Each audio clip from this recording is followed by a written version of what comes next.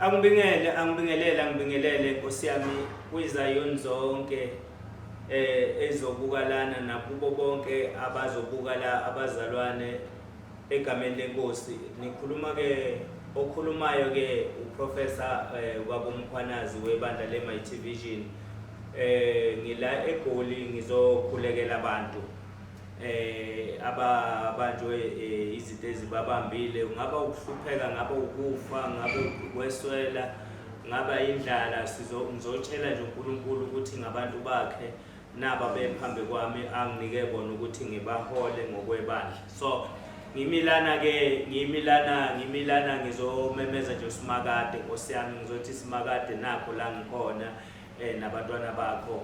Ngizothandazela abantu la eGoli njengoba namhlanje kumhla ka7 June. Ngizothandazela abantu la eGoli, ngizobabeka izandla. Inkonzo ke uNkulunkulu asengiphe yona, sengivamisile nje ukuthi ngifike la eGoli ngizobathandazela, kuyimgqibelo, kuyiFriday, kuyisonto, bese ngibuyela emuva emzini kaBaba eNatal. Ngifisa ukudlulisa lokhu ke bazalwane, uNkulunkulu muhle ngezikhathi zonke, uyabaza abaphephela kuye. Angizi nje ngekhanda kuphela ngoba lilikhulu, kodwa ngiza ngomcabango kaNkulunkulu, ngiza nangokuthunywa uNkulunkulu ukuthi ke angithandazele abantu bakhe abasize ey'feni zonke abakuzo.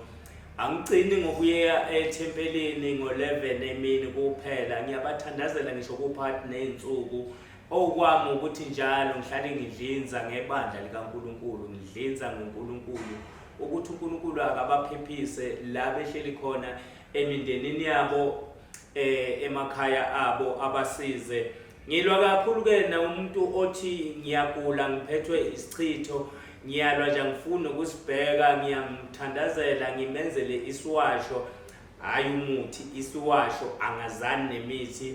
Bazalwane, othi sengikhathele ukuhamba imithi, ngihamba inyanga, ukhona ubaba uMkhwanazi yena usebenzisa isiwasho. Othi isiwasho asingisebenzeli, bakhona obaba engibazi ukuthi number 1 uma bekunikeze nje umuthi wabo, uyalwa nesichitho, uyalwa nesidina, uyalwa nezintwala, uyalwa nembulelo, uyalwa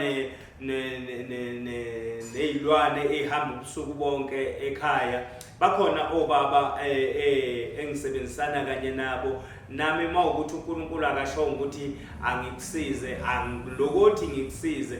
So ngizodlulisa leyo message ukuthi njengoba nibona mina ngikhonze ebandleni leMighty Vision, la uNkulunkulu angibeka khona ukuthi angikhulekele khona abantu, ngiphinde ngibafundise ngezwi lakhe. Ngasekugcineni ngifuna ukusho ukuthi uNkulunkulu uyanithanda nonke bazalwane, nami uyangithanda, nani uyanithanda. Ngimilana ke mbukeli wami, nginevesi nje elilodwa engifisa nje ukudlulisa kini, ukunikhumbuza ukuthi uNkulunkulu ngampela muhle ngezikhathi zonke. Uma singabheka nje ivesi lamahubo ku chapter 23, sifunde nje number 1 kuphela.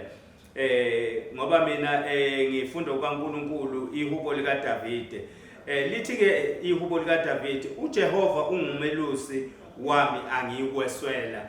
Lalela ke mbukeli wami, uma ungamema nje uJehova awukweswela lutho. Ngisho ngabe uhluphe abantu abaseceleni kwakho bahlupheke kanjani, ngiyacela ukuthi ubamemele uJehova. Uyena umalusi omuhle, uJehova uyakwazi ukukhala kwabantu bakhe, uJehova uyakwazi ukubaphethe kabi abantu bakhe. uJehova futhi uyakwazi ukuguqula